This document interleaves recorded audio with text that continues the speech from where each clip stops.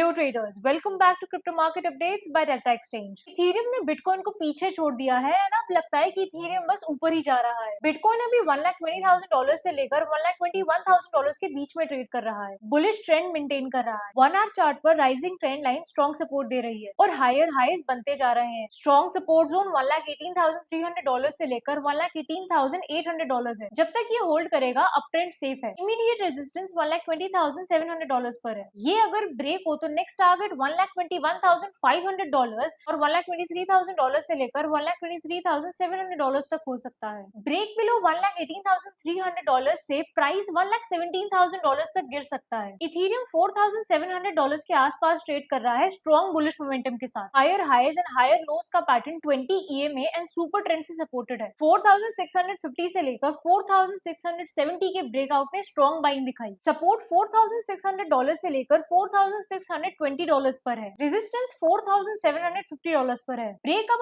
$4,750 से $4,800 या $4,850 टारगेट हो सकता है, जबकि $4,600 के नीचे गिरने पर $4,500 या फिर $4,450 रीटेस्ट हो सकता है। Ethereum posted impressive gains of 25% in August alone compared to Bitcoin's modest 3% rise. And कल से इथेरियम 9% जंप करके $4,600 को क्रॉस कर चुका है एंड सिर्फ $200 दूर है अपने ऑल टाइम हाई से, जो नवंबर 2021 में था। इस रैली का बड़ा रीजन बिटमाइन इमर्जन टेक्नोलॉजीज का मैसिव मूव है। On 12 August they announced to raise $20 million through an at the market equity offering, expanding its total issuance capacity to $24.5 billion।